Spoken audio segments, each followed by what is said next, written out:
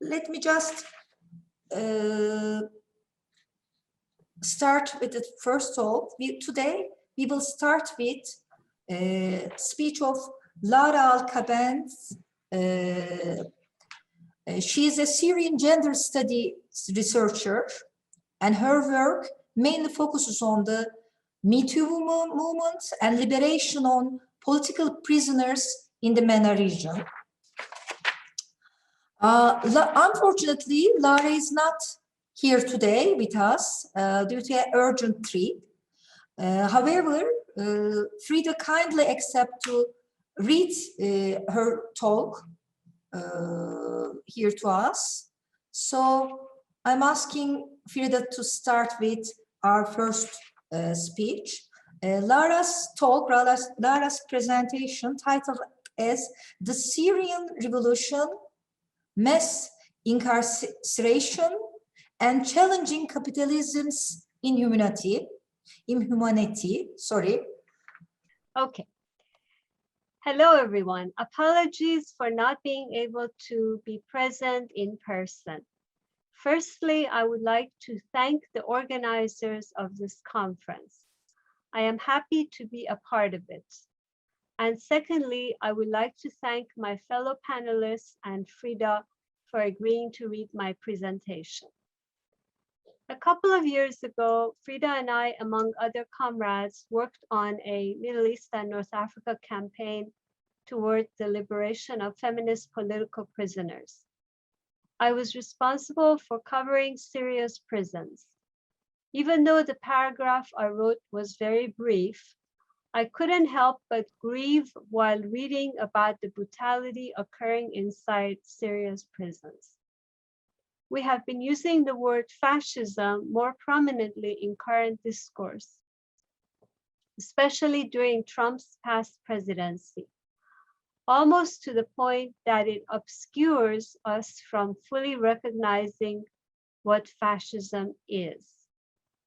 When we talk about fascism inside of Bashar al-Assad's prisons, we are talking about unconscionable brutality, daily torture, defecating on prisoners, raping women with rats and rodents, raping men with water hoses and turning on the water, ultimately leading to their death, electrocution to the genitals, starvation, and mass execution.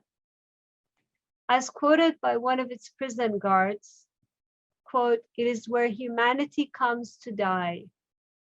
And that is what fascism is, a rejection of humanity.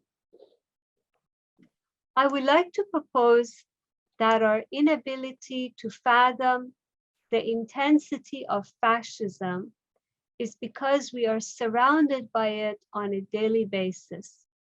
As capitalism, the system governing our lives at its core is fascistic.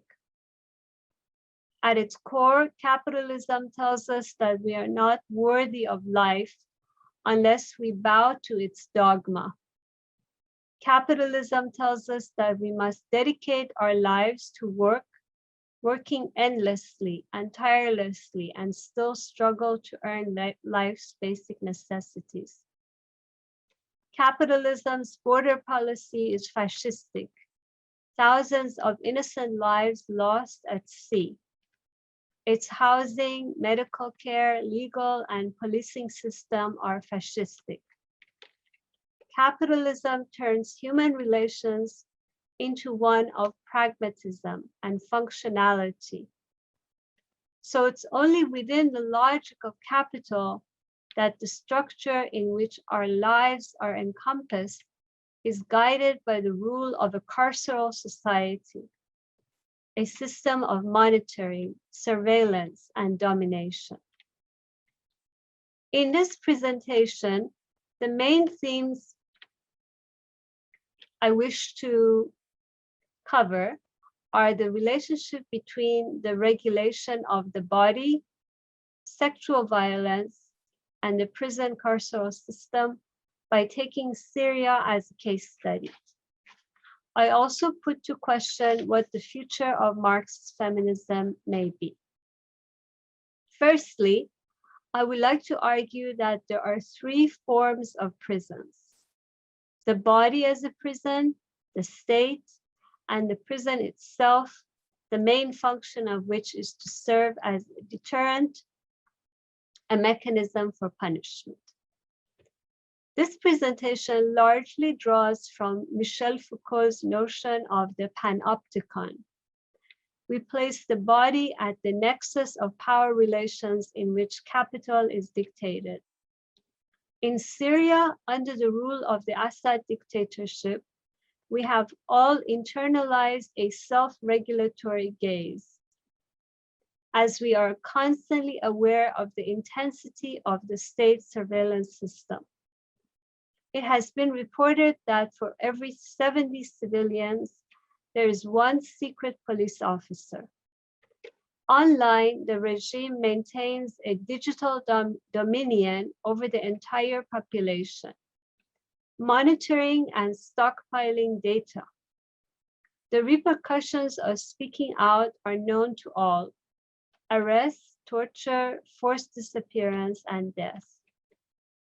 Having been made aware of the Hama massacre in 1982, in which the regime besieged the city of Hama and ruthlessly murdered people by thousands, the Syrian people were now expected to monitor themselves. The exercise of power and authority is placed on the physical as well as the mental, and it is mandated through conformity.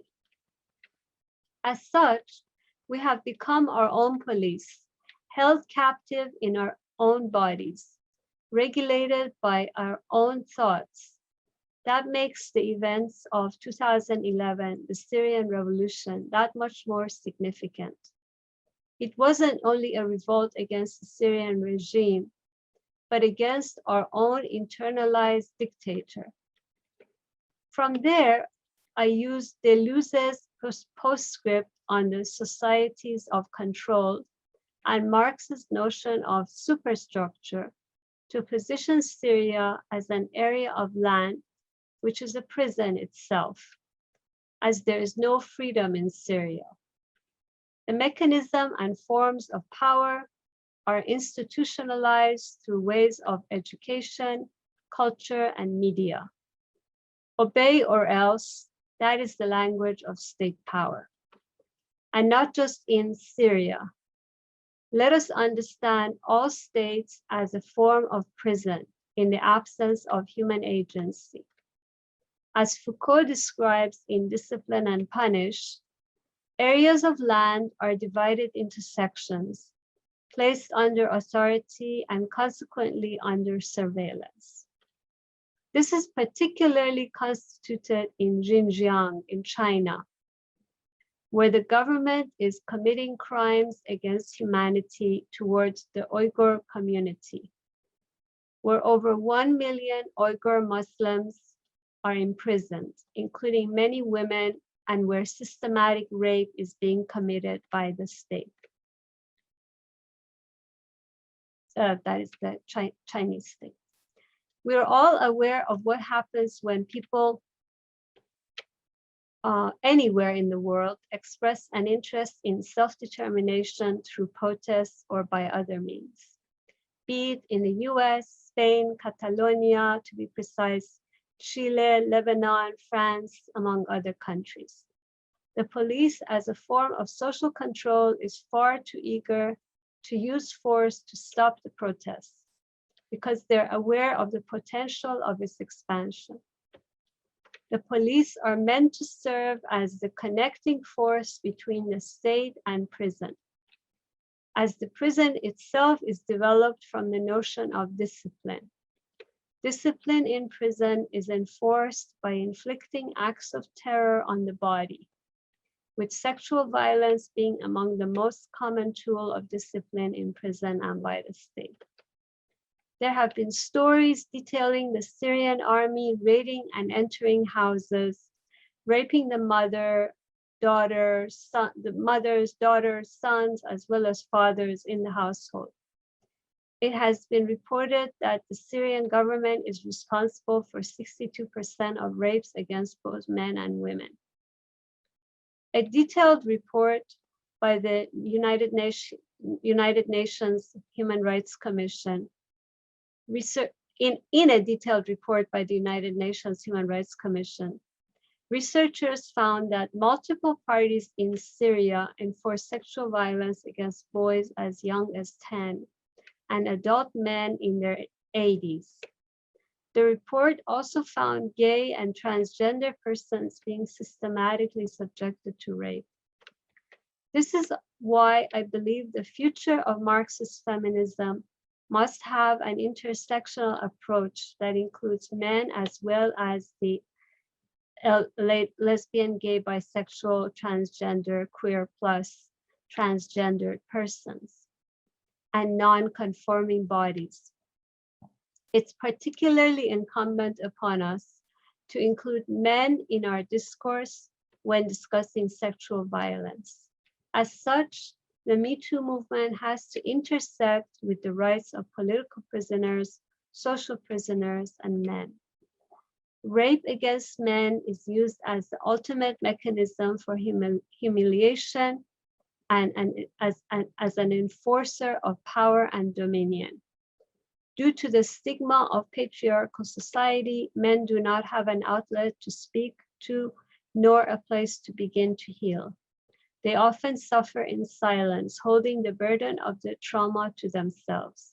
As suggested by bell hooks, in order for feminism to reach its end goal, we must include men's emancipation. That's the end of Lara's presentation. Thank you, Frida. And we send our regards to Lara and hoping to have you soon in other events. Our second speaker has some technical problems, and we are hoping her to solve these technical problems in meantime. So I will just make a rearrangement in ordering. Great. Our second talk is about another country, about Iran. And we have Fatemeh MASJEDI here for her talk. She's Iranian academic historian and activist based currently in Berlin. She was formerly imprisoned in Iran for her women's rights activism. Today, Fatemeh make a speech on Iranian feminist and political prisoner struggles to us. So Fatemeh, floor is yours. Thank you for your participation. Thank you so much. I would like to thank the Marxist Feminist International Conference for hosting this event. Thank you for giving me this opportunity to speak about the women prisoner struggle in Iran. It is incumbent upon feminists and socialist feminists around the world to step forward and take a more active role in opposing the oppression, torture, murder of their sister in Middle East and North Africa. Women in prison in Iran are not passive victims. They include thinkers, writers, leaders who can help expand the struggle for women emancipation and social emancipation. So solidarity with them is a concrete way to oppose capitalist, authoritarian, and imperialist or sub-imperialist powers that are promoting exploitation, repression, misogyny, racism, and war in Middle East and North African region and around the world. In Iran, around 240,000 people are in prison. Hundreds are political prisoners, including women rights activists. Most women are imprisoned for drug charges, basically women's social prisoner. They imprison for drug charges or their husbands' debt for defending themselves against abusive husband. Iran allows femicide in the form of honor killings. Women prisoners, like in all countries, face the threat of death by COVID-19 as well. There are also women activists, including labor activists, who have been released on heavy bail and conditionally. We also need to talk about the struggle of mothers of political prisoners or mothers of youth killed during uprising against the regime that have emerged since 2017 in Iran. Some mothers' family members have tried to speak out even though they face immediate repression from the regime. Some have been arrested, imprisoned for demanding the release of their children. In fact, the struggle of mothers of political prisoners in Iran since 1979 revolution should have been seen as a part of the global tradition of struggle of mothers of political prisoners. Another important dimension is the struggle inside prison that have been the protests against the spread of COVID-19. The Iranian government effort to cover up the spread of virus until late February 2 years ago led to Iran's population suffering highest coronavirus death toll in the MENA region so far. There have been a report of riot in prison in Tabriz, other cities and provinces, Azerbaijan, Sabres, Kurdistan, Ahvaz, Khuzestan, Hamadan, as well as hunger strike of 200 women prisoners in Oromia, all demanding fair life to be saved from COVID-19. Some women that I have called social prisoners in prison with their small children and suffer terribly. So little known about them or has been written about them. There are not even accurate statistics about them. There is also phenomena of rape. It's very basically what I'm speaking here is very much what I experienced with social women prisoners in the prison that I experienced 6 months. Langerud is called Langerud in the city of Qom. It's very much similar to what the state does to prisoners in Syria, and probably mostly political prisoners in Syria that LARA discussed it. So there is also phenomena of rape and sexual abuse in prison that is starting to be discussed more as Iran now seeing the rise of Me Too movement. Nowadays, Iranian women already began to write their experience of sexual abuse, sexual harassment and rape. But this new wave of revealing has not explored everywhere, particularly small conservative cities and traditional families. For instance, raping women, children, incest is very common in my hometown. And my hometown is one of the most conservative cities in Iran. It's basically the city of mullahs. The middle school and high school girls constantly reaching the news of harassment by brother and father to the school managers, but the taboo of revealing sexual harassment and rape and femicide kept the news secret. Also, there have been news of women harassment and violence among cleric, mullahs families. The cleric family news usually reaches to local family counselors and local clinical and health centers, but is still kept silent and secret. Having shelters and spaces for women victims of domestic violence is the key that the state authorities usually refuse. I would speak a bit about my women activities before I also continue with my experience inside prison. I was arrested on May 2009 for peacefully gathering signature in support of ending discriminatory law against women in Iran and was released after 2 weeks in detention. I was sentenced to 1 year in prison by Branch 2 of Revolutionary Court in Qom on August 2010 for spreading propaganda against the system in favor of feminist group by distributing and collecting signature for a petition to change law discriminating against women and for publication of materials in support of feminist group opposed to the system. This was reduced to 6 months and appealed by Branch 3 of the Provincial Appeal Court. Basically, the campaign seekers fan out in one's tours to small towns and villages, going to shops, beauty salons, schools and offices, or stand at bus stop explaining face-to-face how Iranian interpretation of Sharia law is a state against half of the population.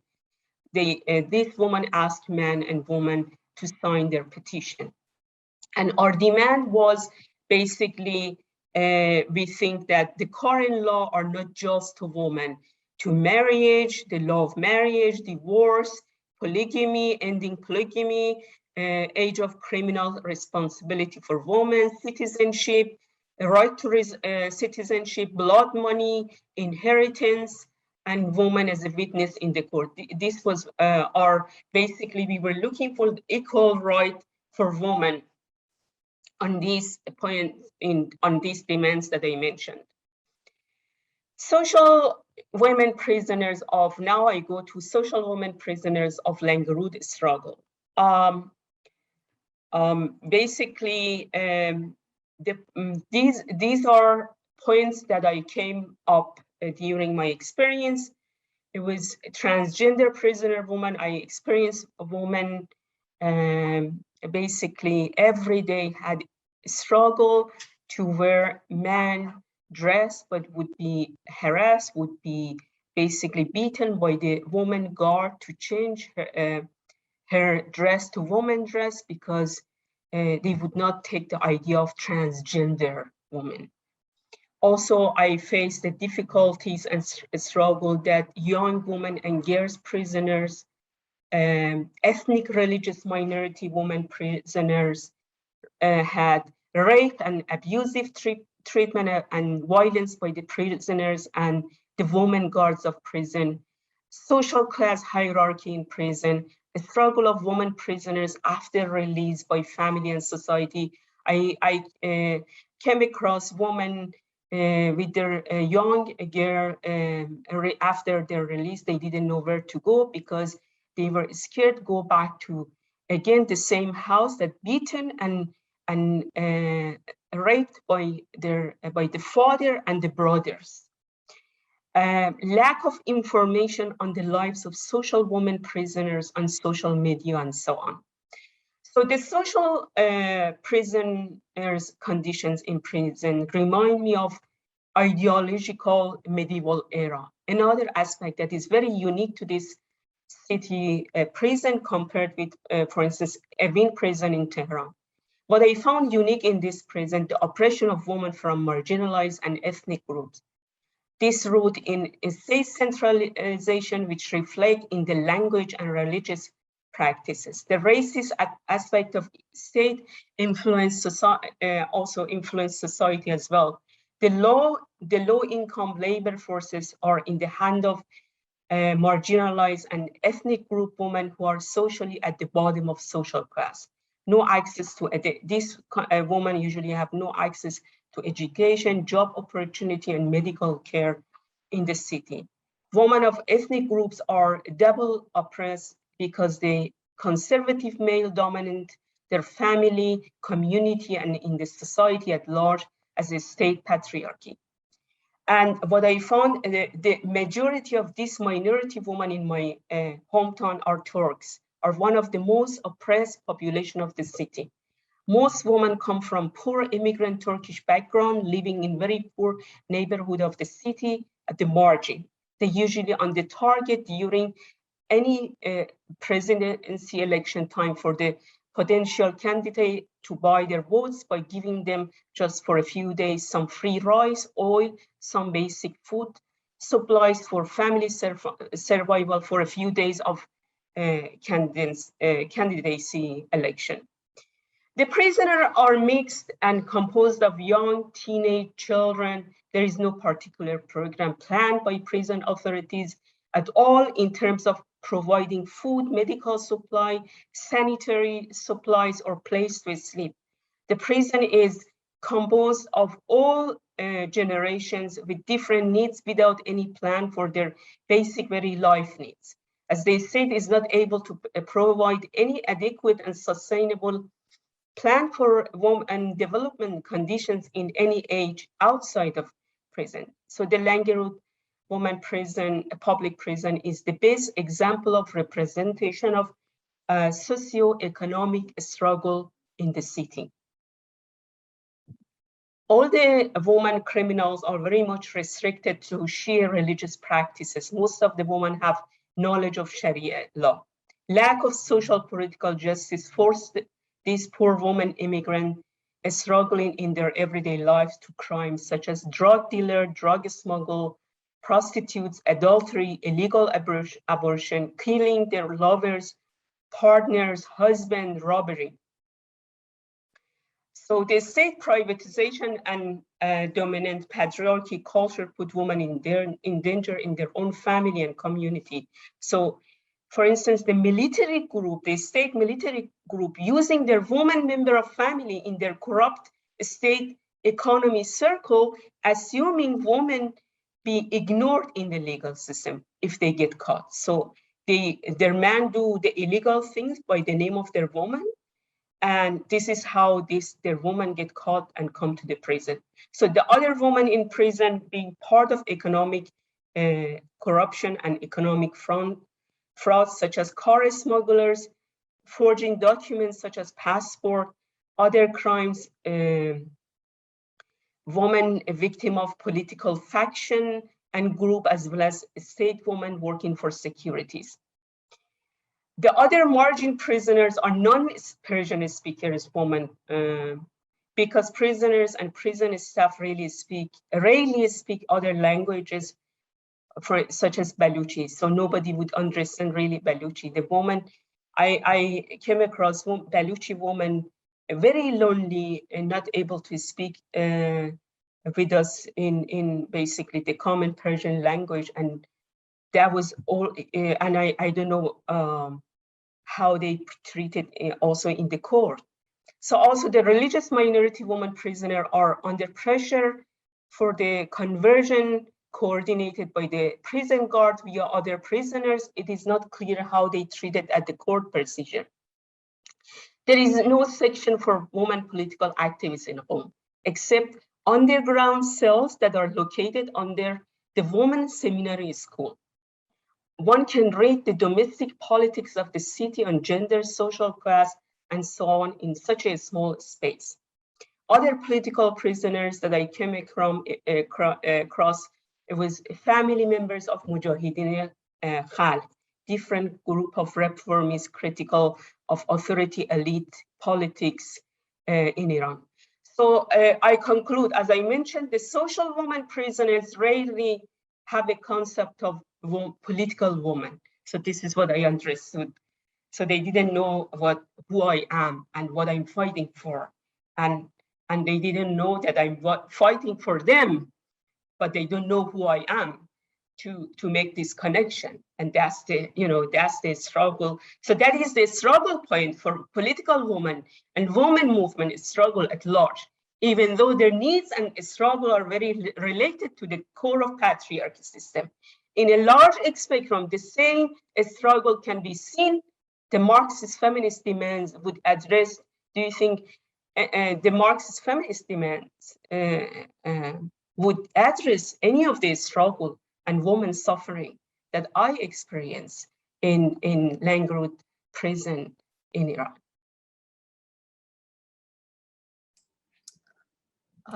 Fatima, thank you very much for your talk. So we are going to have KOBRA Sultani for her talk here. KOBRA, I'm happy that you solved your technical problem and very happy to see you here with us. KOBRA is Afghan socialist, women's rights and children's rights activist. And she's a writer. She was a physician in Afghanistan and currently a researcher in neuropsychology in Europe. So you have many things in your agenda, KOBRA.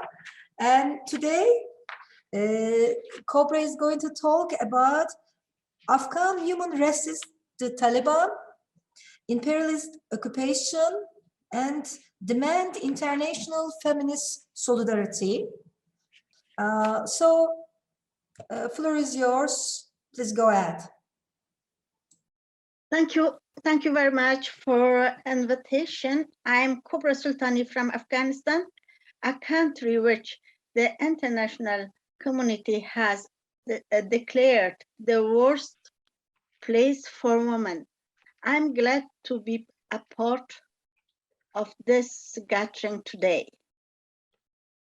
Afghanistan was declared the worst place for women at a time when a so-called bourgeois democracy ruled the country. Today, however, Afghanistan has sadly returned to the Stone Age, and women have been pushed out of social activities and denied their most basic individual and social rights. Under the Taliban, girls are not allowed an education beyond the 5th grade. They don't have the right to work in office or engage in sports or in culture work. They are not allowed to leave the house without a male relative. The compulsory hijab or burqa has been forced on us, and even the color of the burqa is chosen by the Taliban. These oppressive rules are being imposed on women at the time when the people are in a state of shock and suffering from unimaginable poverty, families who have sold their property and basic livelihood or the sake of a meal. Reason to the scourge of selling their children and mostly little girls. Women who have lost their husband to the COVID-19 pandemic or were on terrorist attack by Islamist jihadist group.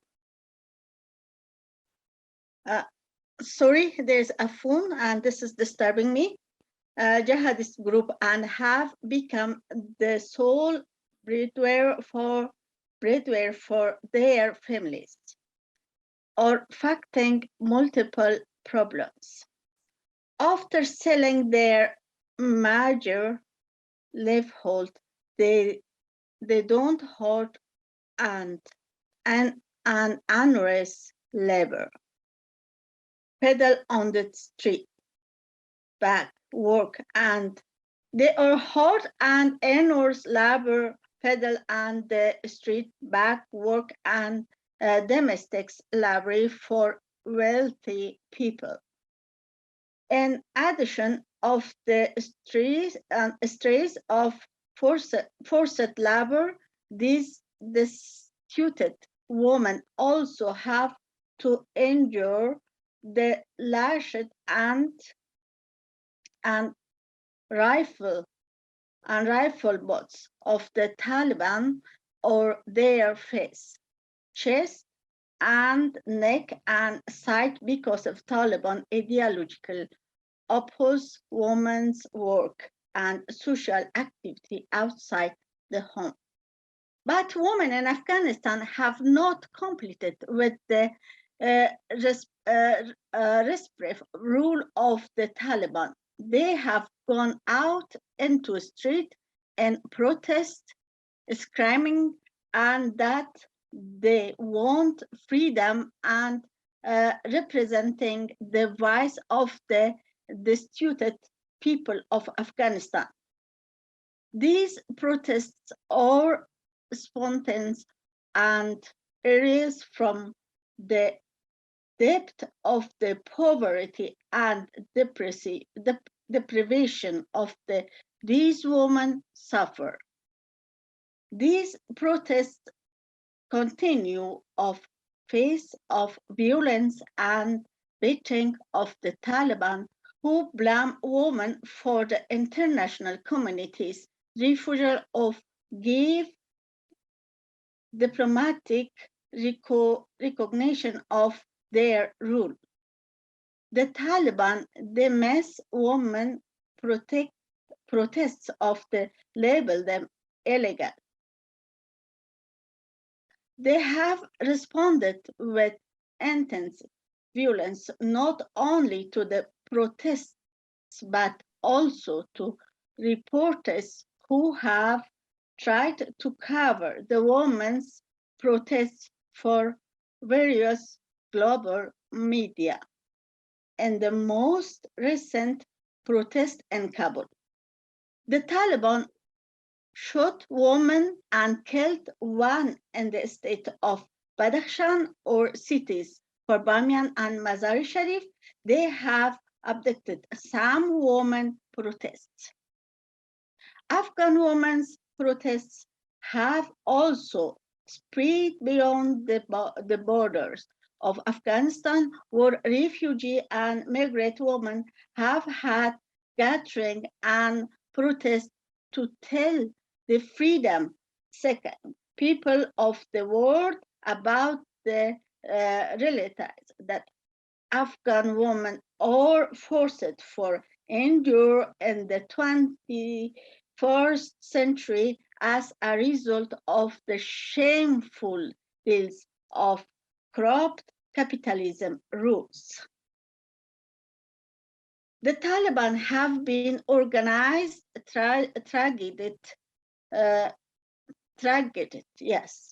association to silence women. Just a few days ago, four women from women's rights and civil society group in Mazar-e-Sharif were executed by firing squad. Their families have not spoken out from fear of the Taliban and have gone into hiding. Afghanistan's history has always been about political changes and upheavals. This country has rarely experienced and harmony or peace. This might be one of the reasons for the little attention given to the creation and the development of women's movement. Thus, today, women's protests do not appear as a organized and present movement with specific demands and programs. I'm sorry for my bad the English. Maybe it's very wrong for you. There are thus less in the 1960s women entered the Afghan left. This left consistent of the pro-Russia of Maoist parties. The left's women movement were very active in Kabul University. At the same time, some women became members of the parliament. Once again, the problem was that women movement remained urban and was not able to reach out of the mass of the women in rural areas. At the time of the rule of the pro-Russian People's Democratic Party, there were some progressive reform, including in the prohibition of the child marriage, a reduction in the amount of dowry required of a woman's family. A literacy campaign land reform and order reform. Frida, can you please help me with that? So KOBRA wants me to just read one paragraph because there are some words here that are difficult to pronounce, and then she's going to resume reading the rest. So this paragraph says, at the time of the rule of the pro-USSR People's Democratic Party, there were some progressive reforms, including the prohibition of child marriage, a reduction in the amount of dowry required of a woman's family, a literacy campaign, land reform, and other reforms. However, the glaring errors of the leadership, the use of force, dictatorship, and the severe restrictions placed on intellectuals and dissidents led to deep popular dissatisfaction, a turn away from this party, and the rise and growth of political Islam. Okay, that's it. Thank you very much. Thank you. Sure. The Afghan left was not successful in promoting women's, even though they claimed to be for women libraries. Its paradigm for the rule of women was still a traditional one. It would be more accorded to characterizing the Afghans' traditional left as bourgeois nationalist because its parties were essentially populist and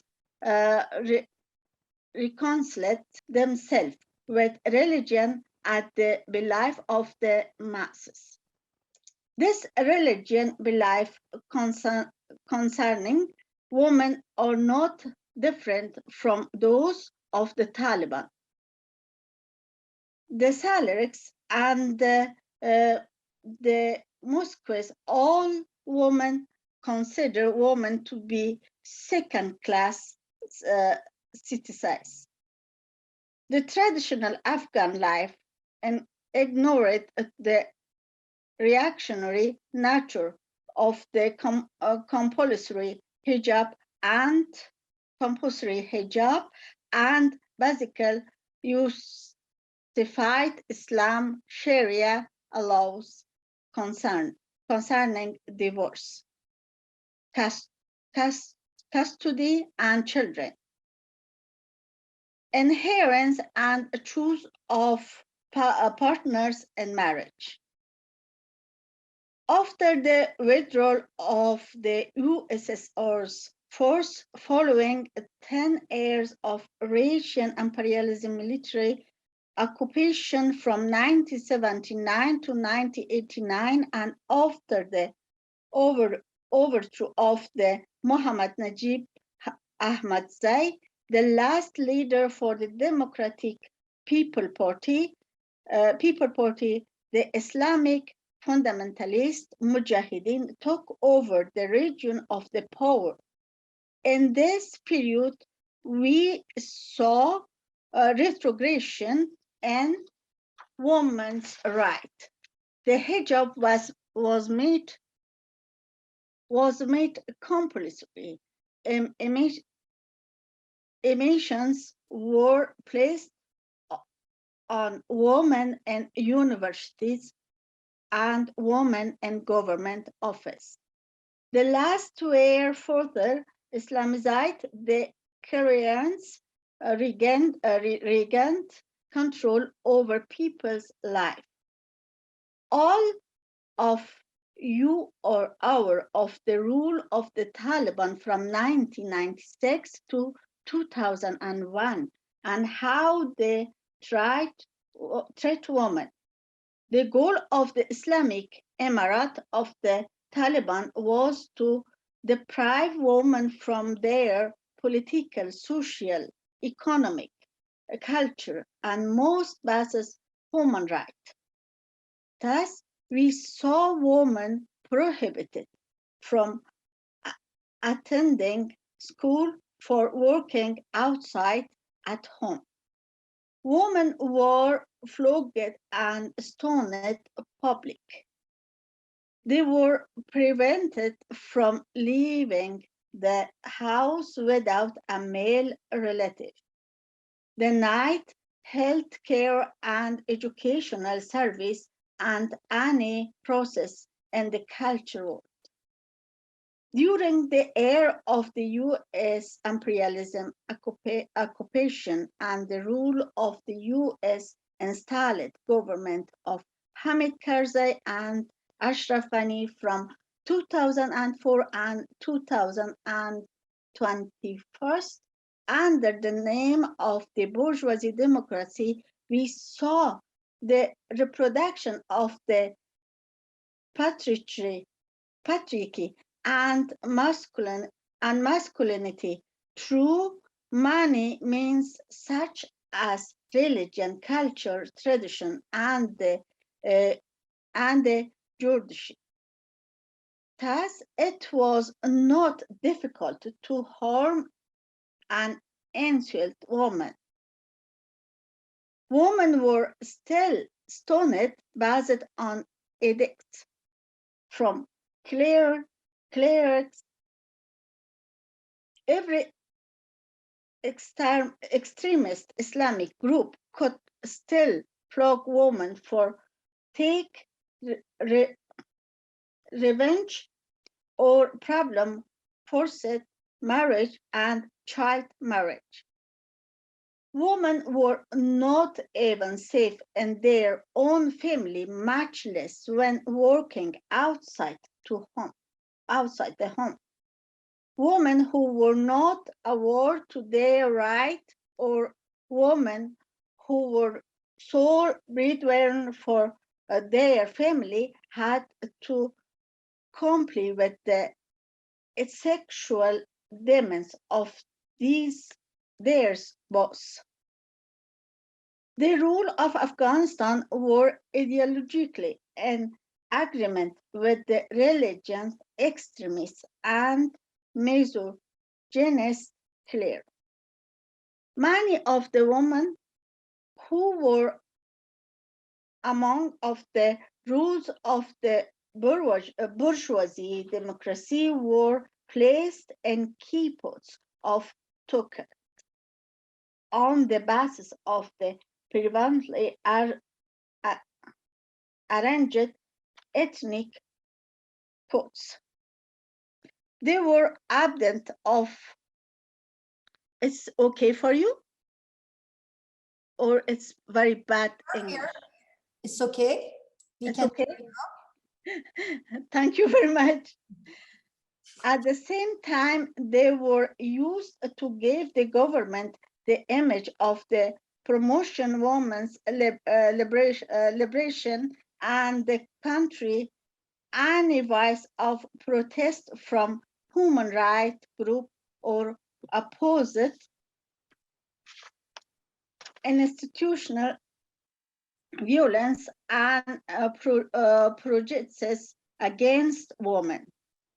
These token women damaged and derailed the actual struggle of women. The patriots,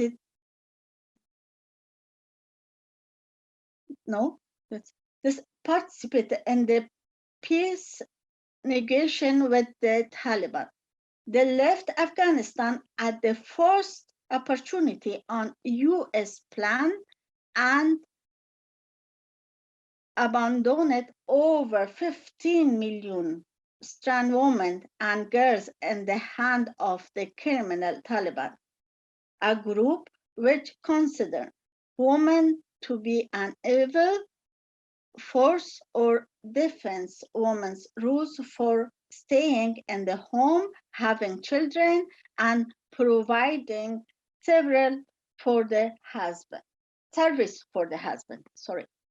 Many analysts have asked why the US was willing to make a deal with the Taliban. Some have pointed to the corruption and weak administration of the Afghanistan national government and the relief of the soldiers and lack of morale. I'm sorry, I want to stop here, and I will send you, if you want, I will share my note and with you. That's it. KOBRA, thank you for your presentation. I'm very sorry because I had problem with my computer and technical problem. That's why I get a bit stressed, and that's why I cannot talk properly. It was very interesting and exciting speech. Thank you for sharing with us. Dear participants, dear speakers, now we have our last talk for our session. I will invite Frida Avery. She's an Iranian-American librarian, writer, and translator, activist, and producer of Iranian Progressive in Translation. She's the author of a book on socialist feminism, and the book will forthcoming to Pluto Press soon.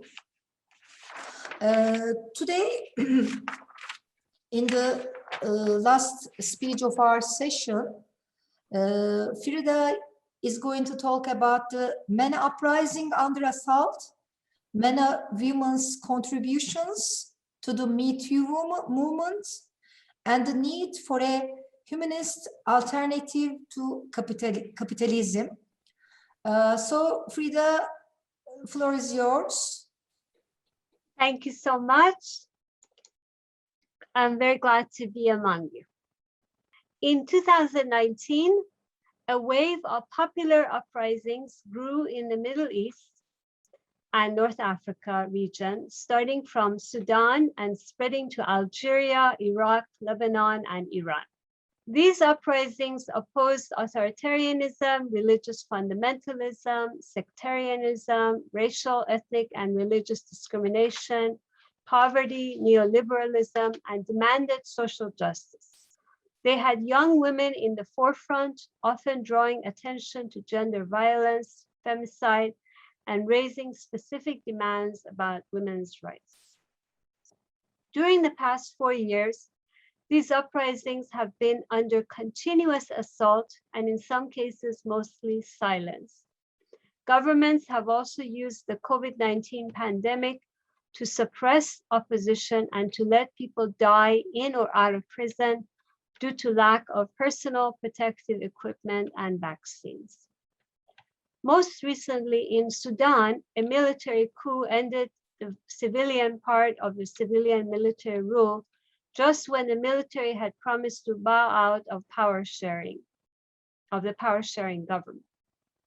Mass protests have arisen in Sudan opposing any further negotiations with the military. International solidarity is urgently needed to stop the coup from becoming entrenched.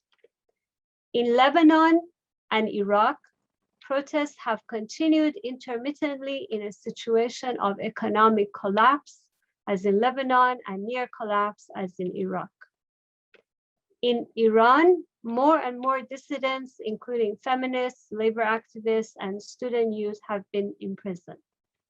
Those released have been released conditionally on heavy bails, with the constant threat of return to prison, where they also face death by COVID.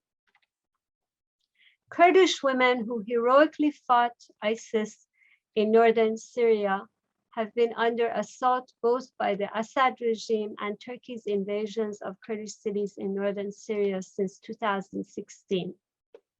Kurdish and Yazidi women who were assaulted, raped, and abducted by ISIS in northern Iraq are still suffering from lack of care and have often been separated from the children whom they bore after being raped.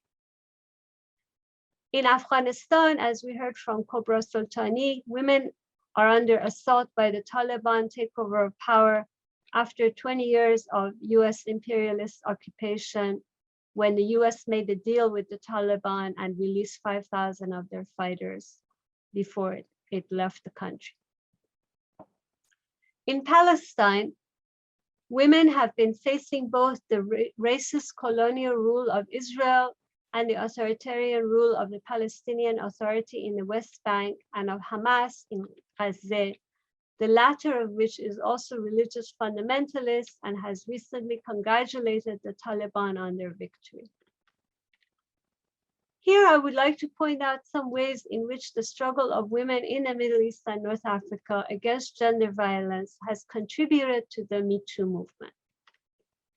The struggle against gender violence, rape, and femicide in the Middle East and North Africa region certainly precedes the Me Too movement.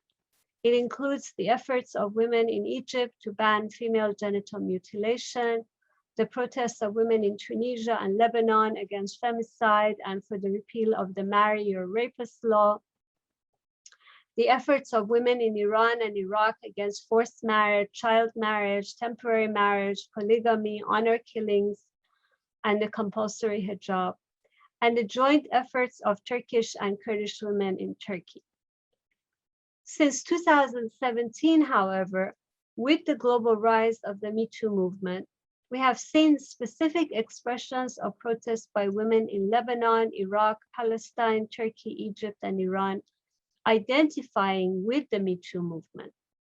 For instance, in Palestine, the Talat movement organized protests in the fall of 2019 against gender violence and femicide, and chanted that there could be no free Palestine without freedom and autonomy for women.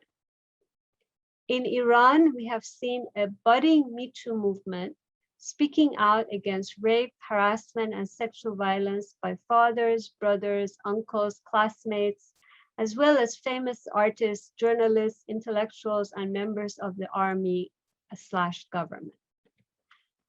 Iranian women have identified with African American and Latin American women who do not separate gender violence from state violence and speak out against the rape and sexual assaults on women and men inside prisons. For Iranian women, Me Too cannot be limited to targeting individual men, but needs to address systemic violence in the state and its prisons. Narges Imani, a young feminist writer and translator inside Iran, has articulated the unique feature of the Me Too movement in a thoughtful and challenging way. She points out that the Me Too movement has exposed highly educated men who might have publicly supported feminism and women's rights, but continue to sexually harass and abuse women. She writes, and this is a direct quote from her, "But there is an important and partially contradictory point which has received less attention. Explanations based on patriarchy as a mental construct argue that educating more and more men to respect women's rights is the solution to confronting the lack of culture leading to sexual harassment. In fact, however, the main perpetrators of the current assaults are very cultured men, some of whom are famous figures in the fields of art or science or ideas. Fundamentally, one of the main reasons for the shock brought about by the recent exposés is not so much the mere fame of these assaulting figures, but the damage which these exposés have done to the cultural explanation of patriarchy." Imani argues that neither lack of education nor the aim of directly exploiting a woman for material gains can explain why so many men sexually harass and abuse women. She emphasizes that the impact of the logical capital on the body and the mind needs to be addressed. Specifically, she refers to the ways in which capitalism uses both pre-capitalist forms of domination, such as masculine-centeredness and religion, or more modern forms of domination, such as pornography, to discipline the body or to shape our desires in order to commodify and instrumentalize human relations. Imani is thus inviting socialist feminists to move beyond both economic determinist and cultural or linguistic determinist explanations of the opposition of the oppression of women, and points us in the direction of addressing human alienation under capitalism. In general, women's struggles against authoritarianism and gender violence in the countries I have mentioned are demanding international feminist solidarity, not simply at the level of staying the hand of Western imperialist governments or exposing Western imperialism, but also opposing all global imperialist powers, including China and Russia, as well as regional authoritarian states, which claim to be anti-imperialist, such as Iran and Syria. Feminist activists in the region who oppose capitalism are also demanding that socialist feminists offer concepts of a viable alternative to capitalism, racism, sexism, and heterosexism.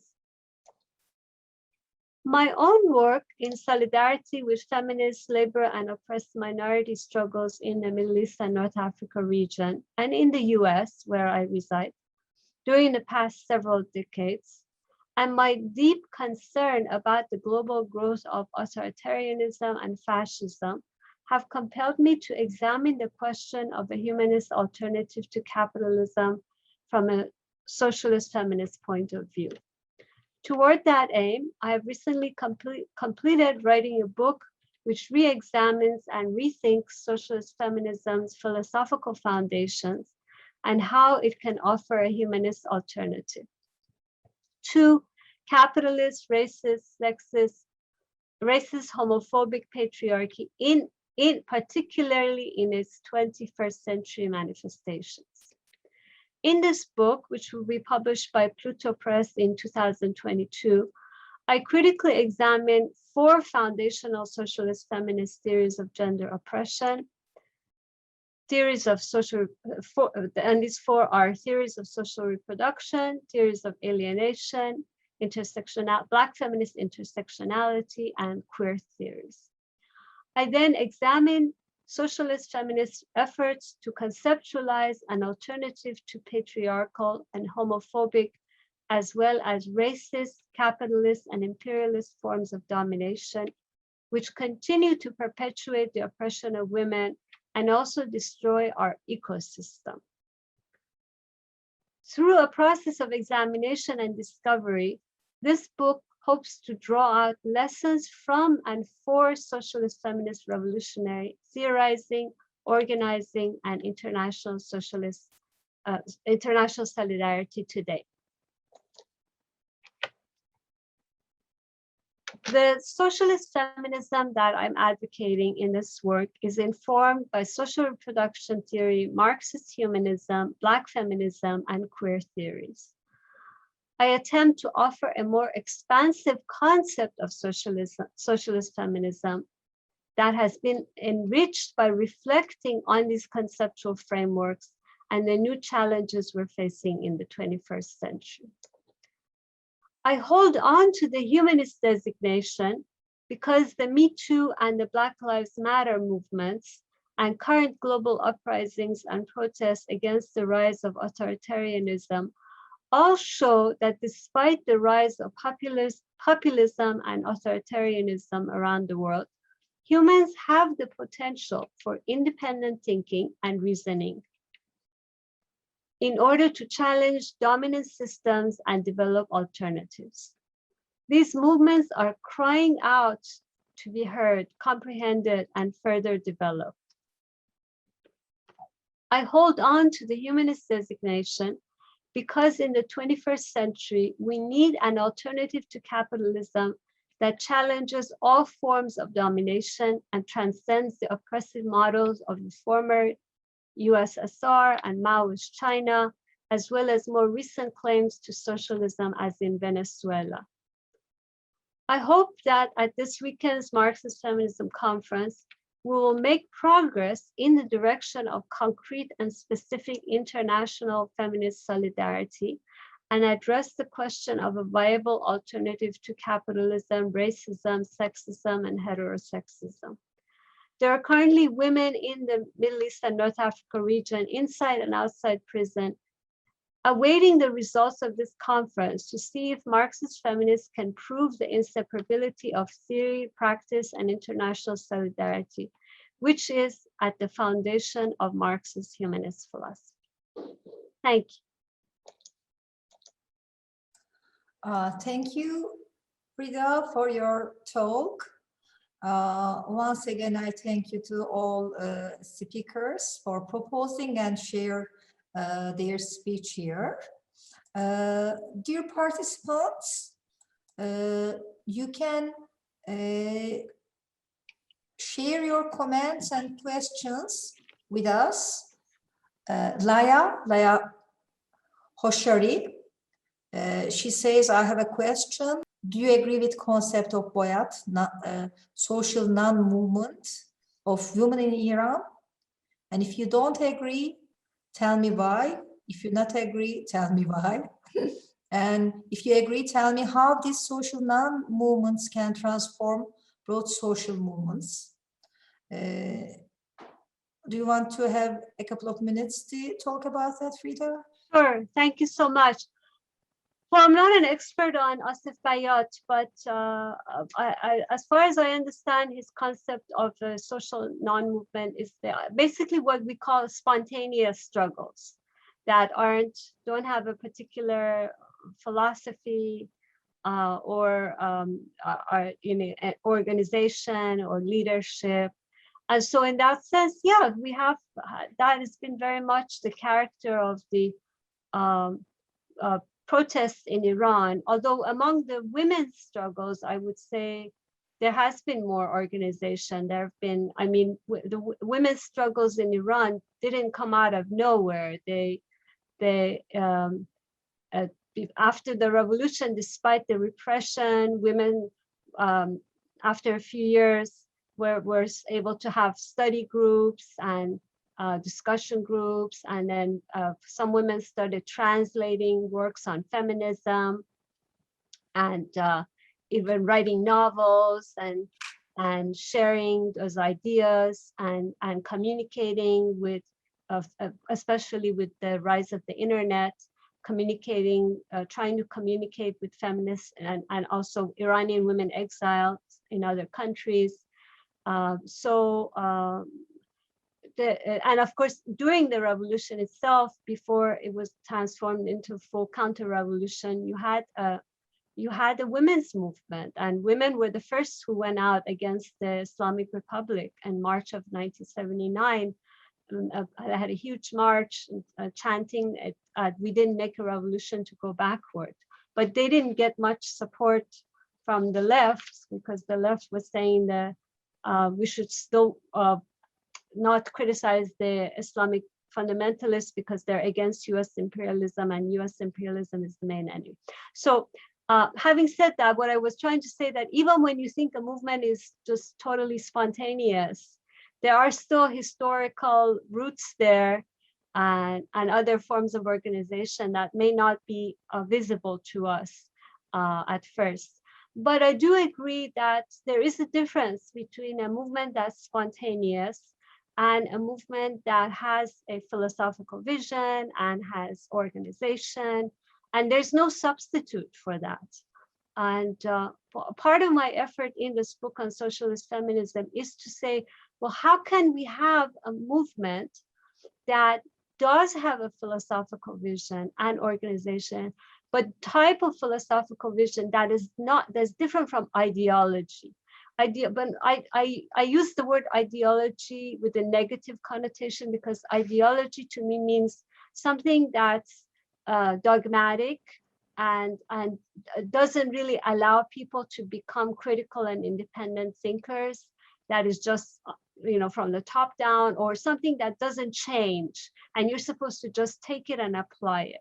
That is not my understanding of philosophy. Philosophy is something that's developing, that it demands people to be critical and independent thinkers, but it also requires rootedness in history, in philosophy, in political economy.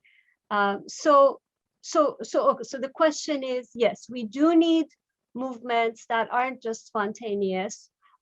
We do need to listen to the spontaneous movements, listen to their questions, and bring out those questions. For instance, what I was trying to do with the question from Nargis Imani. Okay, she published that in an article, but she didn't necessarily make a category of what she was saying. But it took, it takes a certain kind of ear to read that article and say, look, this is really important. She's saying something about a Me Too movement that, that is new, that is as unique and needs to be discussed globally. So we need to listen to the spontaneous movements, but we also need consistent, persistent work on the philosophical vision and organization. And that's where I think the humanism comes in, and is the conceptual frameworks that I've tried to take up by then returning to humanism, and specifically Marx's humanism and Marxist humanism, which has been my basically main conceptual framework over the years. So I'm sorry I went on for so long, but that's my answer to your question. No, thank you. Actually, we were on time for our talks, so we have time for discussion. It is, I think, great opportunity to conferences like that. We have not only speakers with their talk, and they are also ready for us to answer for our, further questions. KOBRA, there is one question directed to you. Yes. Soma is asking that. Yes. We hear a lot that the women who protested these last days after coming to the power of the Taliban. Yes. And those are who have been educated, also active in NGOs of imperialist countries in Afghanistan. Is that true? And who are really these women who protest today?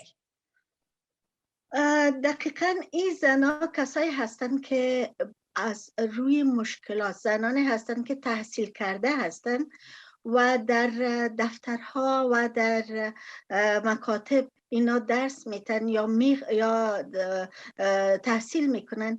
اینا به خاطر مشکلاتشان به میدان آمده. اینا کسایی نیستن که از طرف گروه های مشخصه و یا از طرف ارگانیزیشن های مشخصه اینا را وادار ساخته باشن که اینا به میدان آمده باشن. اینا فقط زنانی هستن که با مشکلاتشان به میدان آمدن و به تظاهرات پرداختن و زنانی که وابسته به رژیم سابق بودن، اکثریت اونا امروز بیرون از افغانستان هستند. با تیارات چارتر امریکایی اینا بیرون شدن. So KOBRA says, yes, they are mostly educated women, but they are there because of genuine life problems, and they were not organized by any group or any non-governmental organization related to any imperialist power or any other power. These are genuine struggles, genuine expressions of opposition. And the women who were affiliated with the US, she says, and in the leadership of the old government, she says they've mostly fled already. Thank you, KOBRA. Thank you, Frida. We have another question, not directed to a specific country experience, but rather related to the whole region. And can you explain what are the most binding constraints on women in MENA legislative system? As a researcher interested in law and business, I'm eager to know what are the toughest economic and legislative obstacles against gender equity in the region. Floor is, open. Yeah, Fatima. Okay. If I can relate it, for instance, I bring example from Iranian context in order to respond to this question is that as an activist, I always came across this problem, like how to come over the problem of legislative, the legal system. And that goes, the answer is that the Guardian Council in Iran, basically on the top, okay, we have the religious supreme leader, which is Khamenei, and then the Guardian Council. And the Guardian Council are 12 members, male members. 6 are the Ayatollahs, and 6 are the lawyers, and they all males. And these people are on the top of basically parliamentary system, on the top of state system, any kind of ministries. So they make a decision. That means that any campaign, social movement happen for any changing discriminatory law, and you, no matter how many signatures you collect and send it to parliament for asking the changing the law, at the end, these 12 people making decision that can be reformed or not. So basically, to me, the alternative, the solution is that on the one hand, fighting to eliminate this administration body in a political sense, and on the other hand, from the social ground, what is important to strengthen the social movement, to strengthen the civic movement, to strengthen the network inside and outside country among the civic movement members, basically to come over these 12 people that are on the top. Thank you, Fatima. Frida or Kobra, do you want to add something to this question? Our participant also touched with relation with business and law, so the capitalist accumulation and also ideological and legislative body of the region, I mean, work together, reproduce each other. And anyone want to? دقیقاً ستمبرزن پایه اقتصادی داره و این از زمانی که تقسیم کار جنسی به وجود می آید و مالکیت خصوصی به وجود می آید، از همون روز است که ستمبرزن آغاز میشه و زن موجود خانه نشین میشه و باید متوجه خانه و زندگی و مسائل شخصی و کارهای کوچک باشه و از اونجاست که تقسیم کار جنسیتی به وجود می آید و زن جنس دوم میشه. در خاورمیانه در پهلوی مشکلات اقتصادی و ای که زنها به حساب زیر ستم هست، توجیه کننده وضعیت زن در کشورهای اسلامی و در کشورهای که در اونجا مذهب قدرت دارن، توجیه کننده زیر ستم بودن زن دقیقاً مذهب است که این مذهب ابزار دست سیستم سرمایه‌داری و اقتصادی کشور هم هست و دقیقاً زمان زن میتونه از این وضعیت بیرون بیاید، از زنان خاورمیانه که اول از لحاظ اقتصادی سرپا ایستاده شوند و آگاهانه تمام این ابزار را از بین ببره. آیا کافی است یا بیشتر دیمه صحبت؟ نه خوبه. So she said, Kobra said that, well, on one level, you know, fundamentally, we have to, the roots of women's oppression are in the sexual division of labor, and then later the rise of private property. But specifically in the Middle East, religion has been used as a tool by the capitalist system to oppress women. And so long as we have religion as a force in the region, we cannot even speak about any kind of gender equality. So that was Kobra's response. And I mean, the only thing I would add to what Kobra and FATEMEH have said is that I mean, historically, when it comes to issue of women's oppression, I try to address the, of course, sexual division of labor, but also the fact that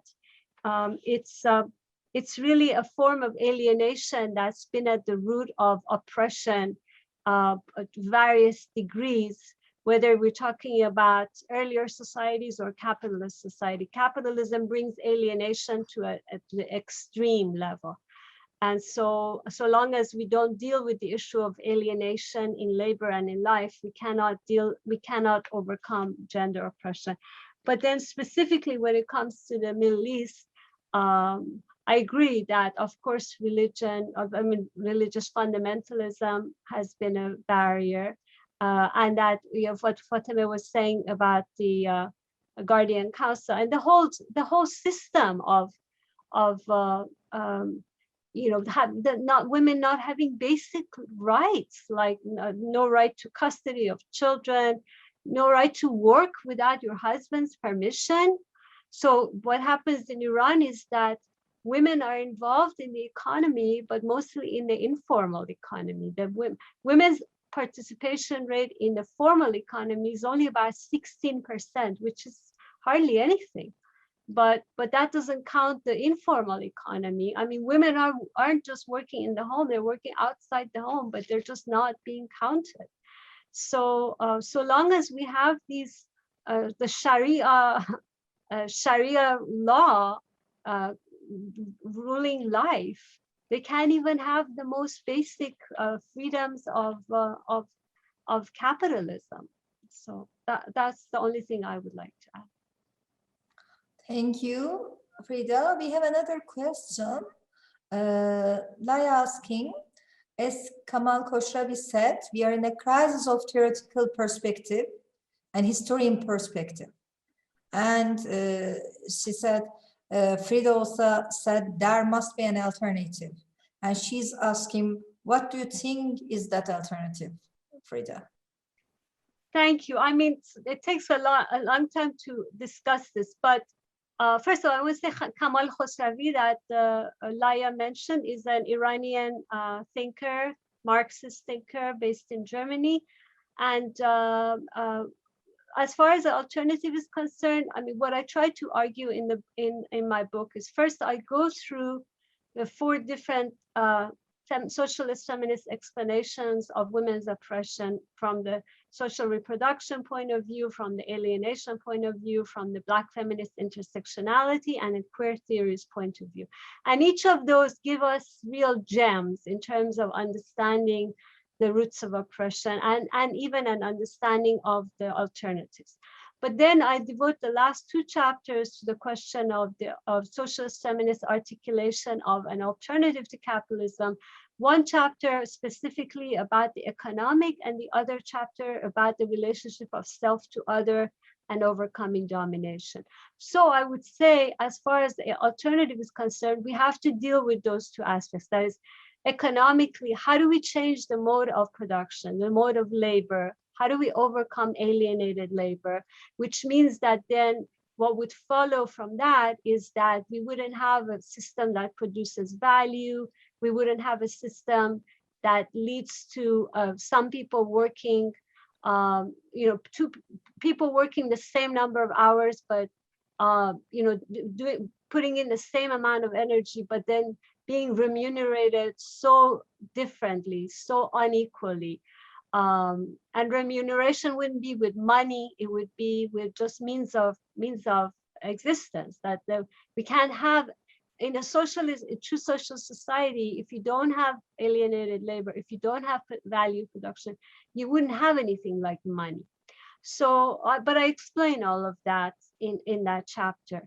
And I also discuss it in relationship to what socialist feminists like Silvia Federici and Kathy Weeks are arguing, and eco-socialist, eco-socialist feminists like Maria Mies.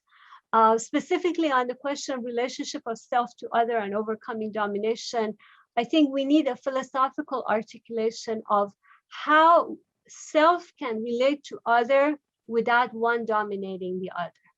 And I bring in here ideas of Jessica Benjamin and Simone de Beauvoir, Alison Weir, Raya Dostoevsky, Frantz Fanon, Audre Lorde.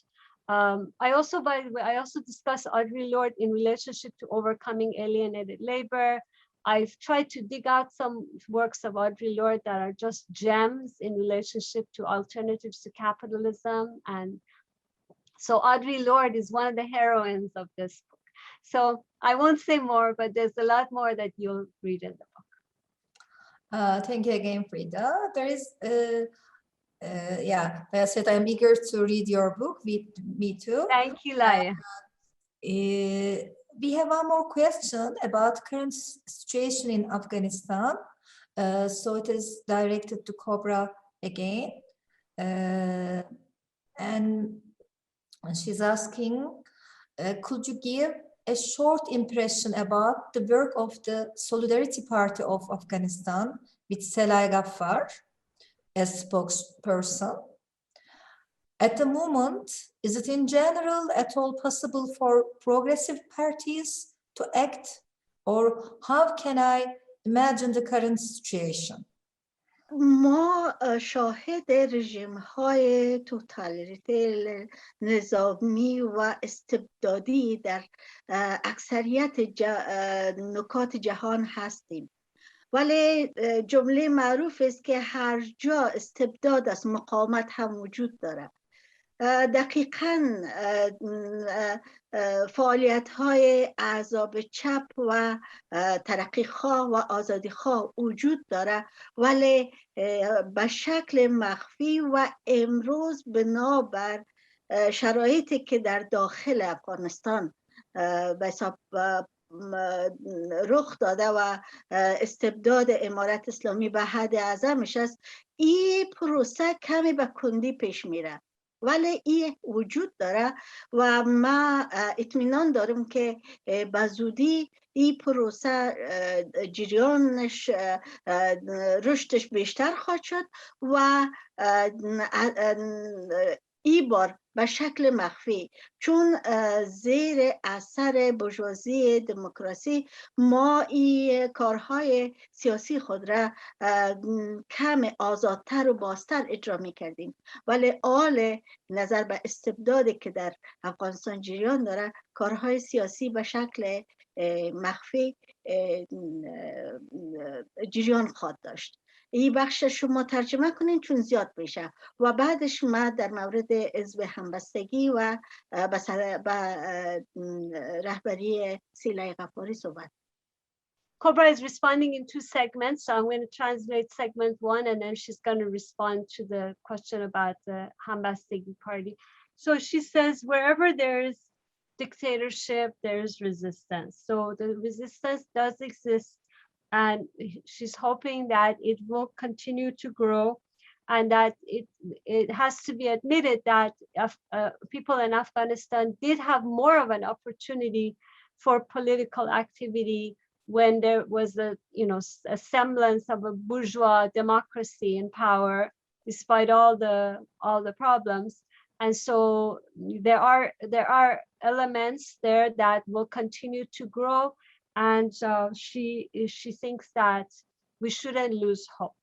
And now on to the second segment of her response.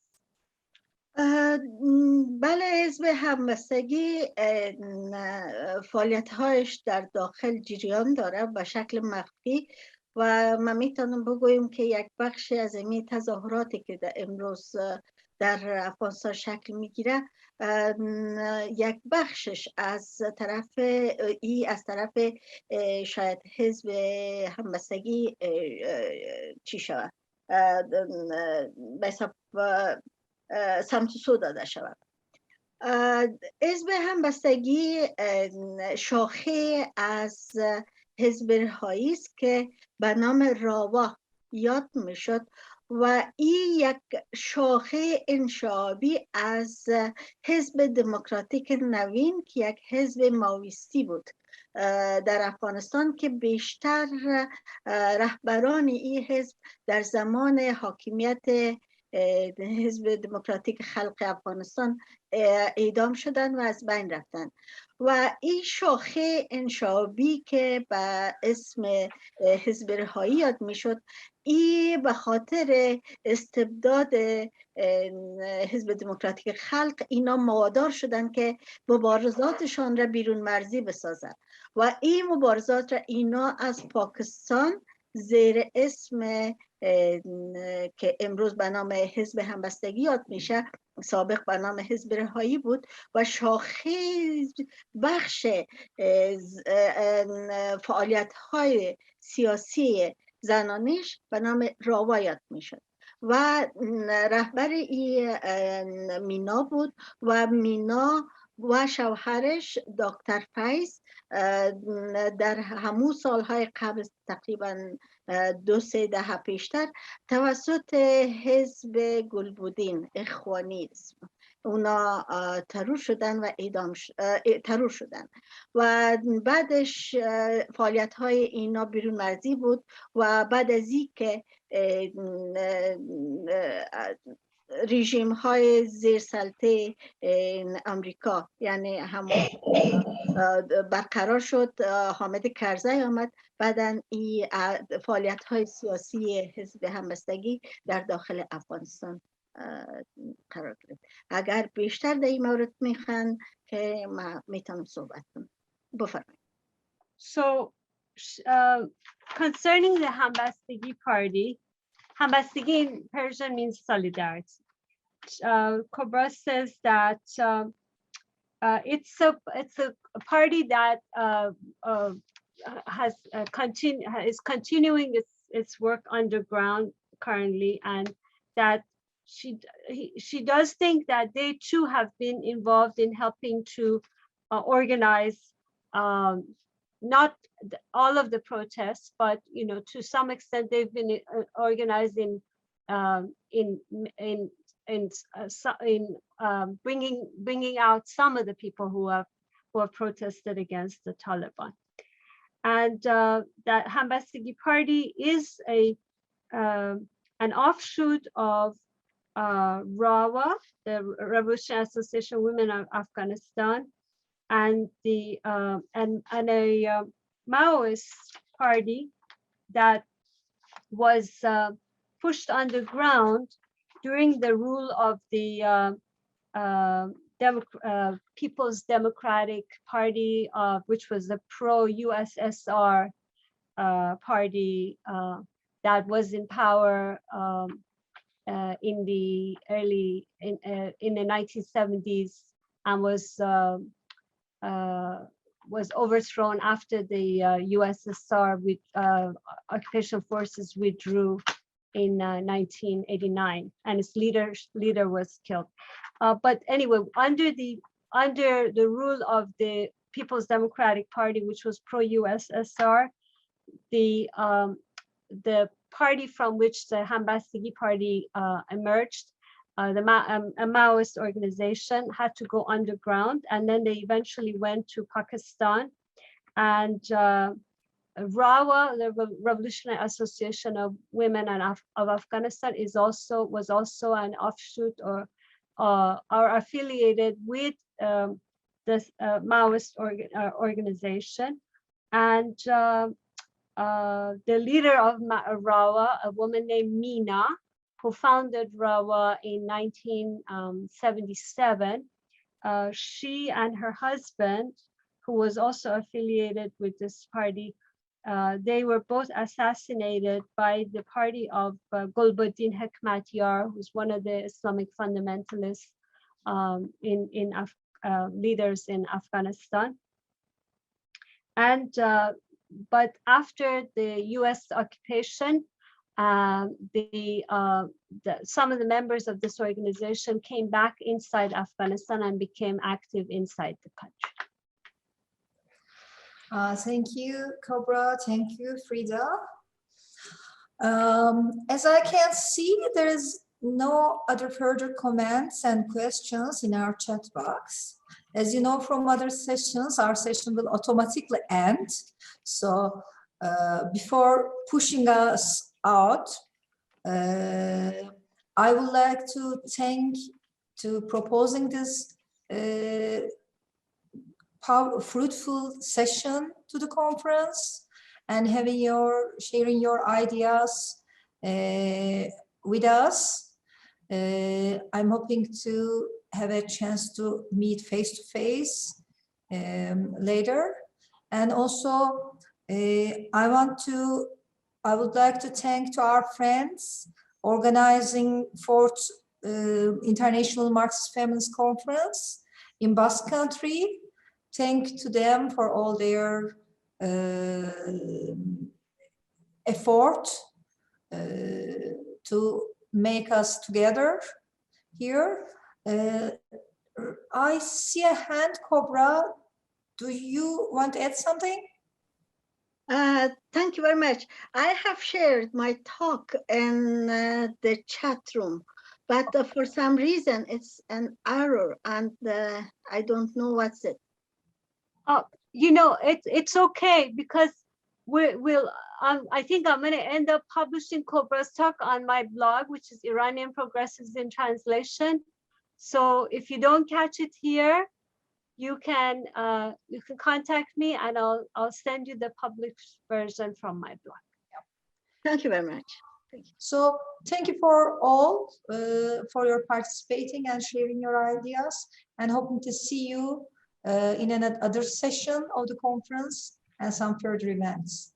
Oh, I'm sorry, ALANUR, before you go, someone asked what is the name of my blog, and it's called Iranian Progressives in Translation, and the address is iranianprogressives.org. So once again, thanks to all and hope to see you in another events. Thank you, ALANUR, and thanks everyone. Thank you. Thank you Thank you, very much. everyone. Thank you.